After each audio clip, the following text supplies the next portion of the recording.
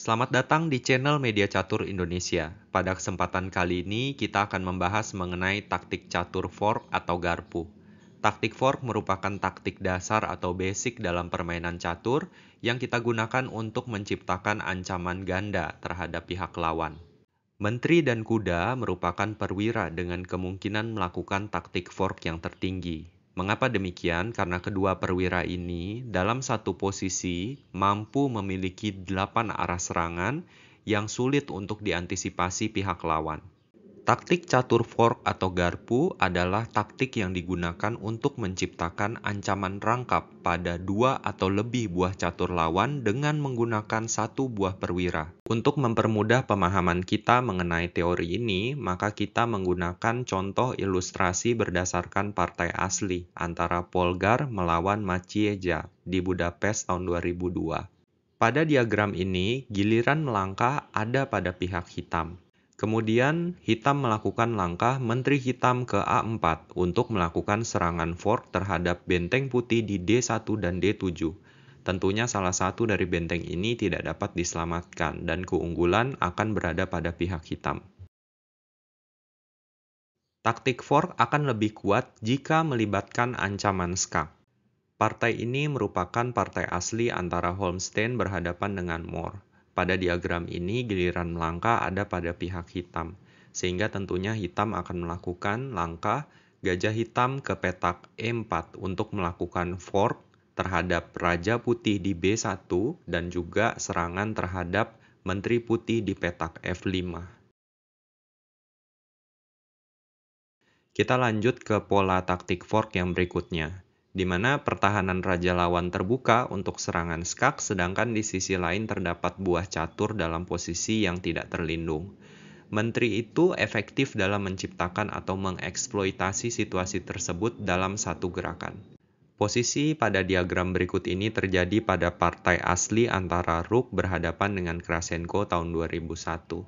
Posisi ini terjadi setelah pihak hitam melakukan kesalahan dengan memajukan pion H7 ke petak H5. Melihat kesalahan dari pihak hitam ini, maka pihak putih melanjutkan dengan langkah Menteri Putih ke petak D8 untuk melakukan serangan fork terhadap Raja Hitam di petak G8, sekaligus juga melakukan serangan terhadap benteng hitam di petak G5.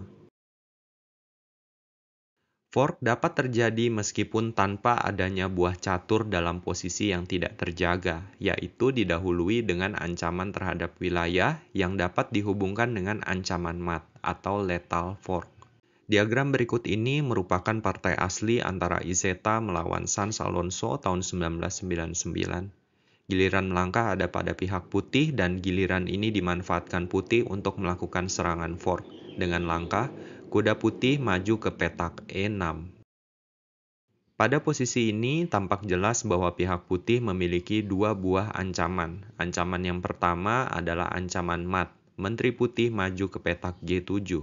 Ancaman yang kedua adalah ancaman kuda putih kali benteng hitam di petak C5. Bagaimana analisis mengenai kemungkinan langkah pihak hitam, pion di petak F kali kuda putih di E6, pion hitam kali kuda putih di E6?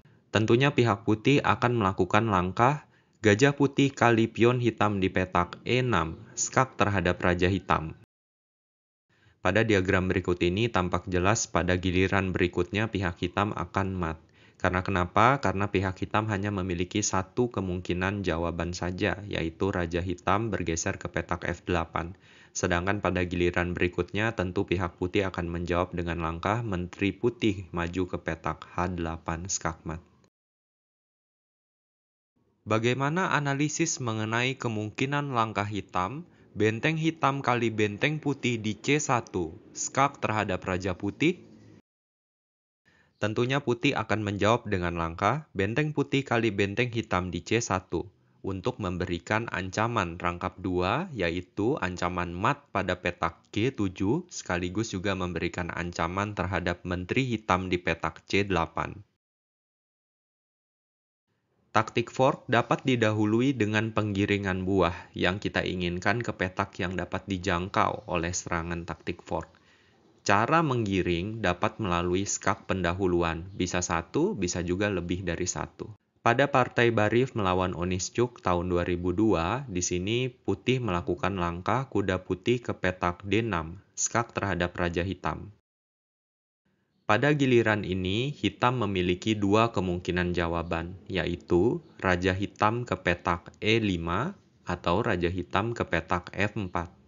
Bagaimana analisis mengenai kemungkinan langkah hitam Raja Hitam ke petak E5? Setelah langkah Raja Hitam ke petak E5, tentunya akan dijawab oleh pihak putih dengan langkah kuda putih ke petak F7 untuk melakukan serangan fort terhadap Raja Hitam sekaligus benteng hitam di petak H8. Bagaimana analisis mengenai kemungkinan langkah hitam Raja Hitam ke petak F4? Setelah langkah Raja Hitam ke petak F4, maka pihak putih menjawab dengan langkah benteng putih ke petak G4, skak terhadap Raja Hitam. Pada posisi ini, mau tidak mau pihak hitam harus melakukan langkah only move ke petak E5. Kemudian putih melakukan langkah kuda putih ke petak F7, skak terhadap Raja Hitam sekaligus juga melakukan serangan terhadap benteng hitam di petak H8.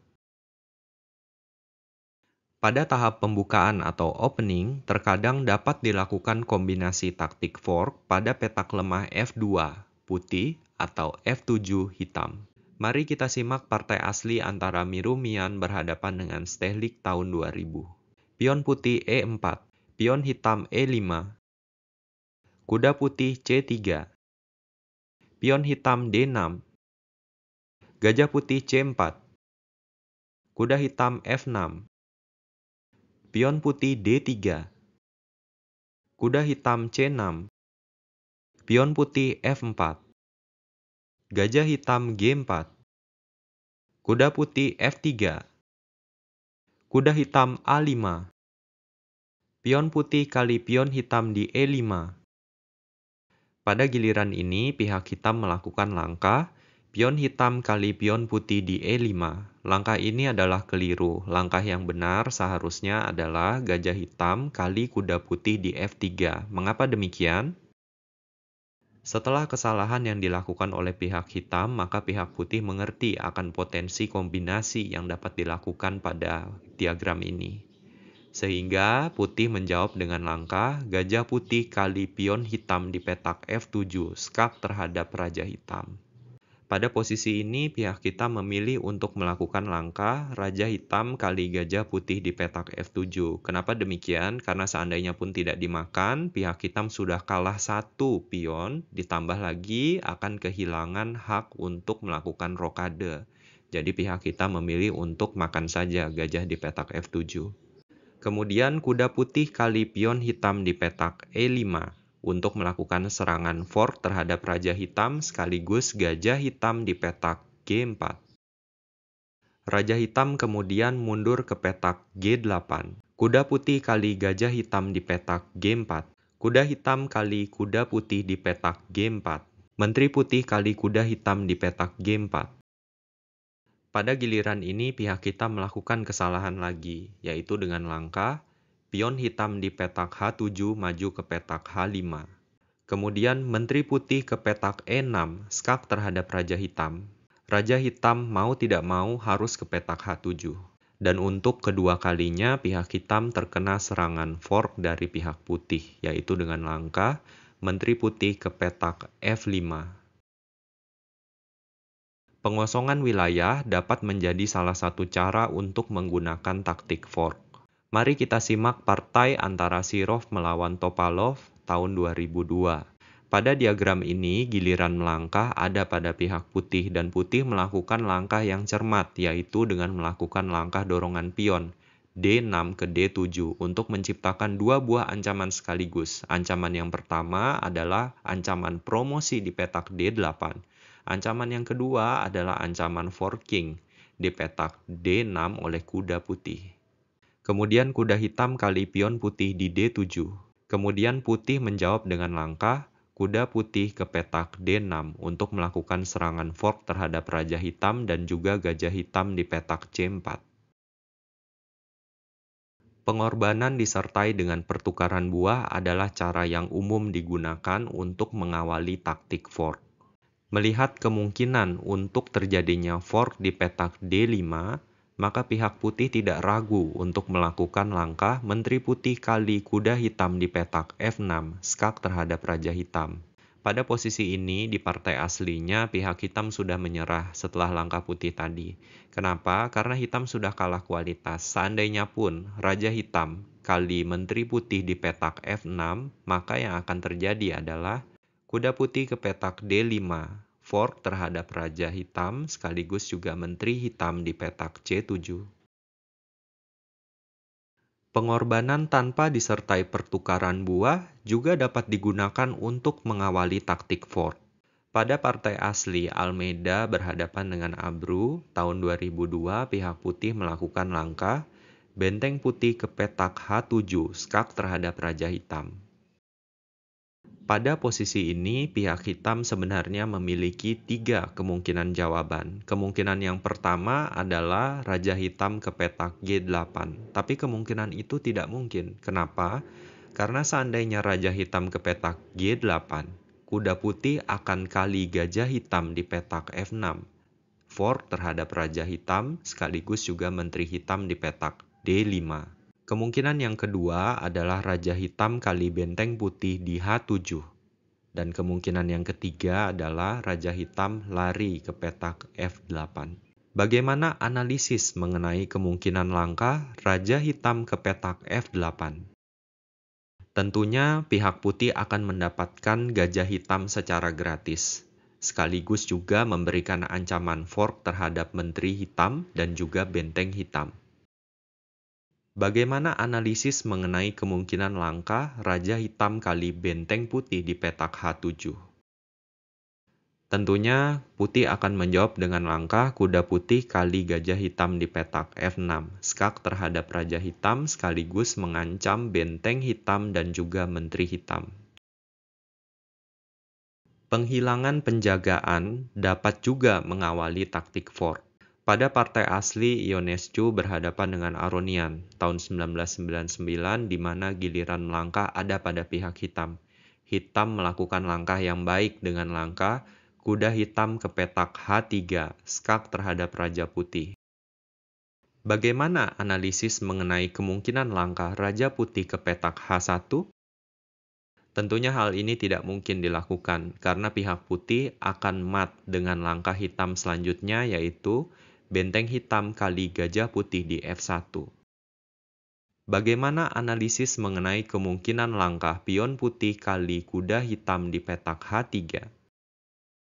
Tentunya pihak hitam menjawab dengan langkah kuda hitam kali pion putih di petak F3 untuk menciptakan serangan fork terhadap Raja Putih sekaligus serangan pada benteng putih di petak D2. Fork sering ditemukan dalam pola kompleks atau kombinasi dari berbagai teknik. Mari kita simak partai antara Kramnik berhadapan dengan Karpov tahun 1999. Pada posisi ini, giliran melangkah ada pada pihak putih dan pihak putih melakukan langkah yang cermat dengan langkah Gajah Putih kali pion hitam di petak G7, skak terhadap Raja Hitam sekaligus memberi ancaman terhadap benteng hitam di petak H8. Pada posisi ini, pihak hitam memilih untuk melakukan langkah Raja Hitam kali Gajah Putih di G7.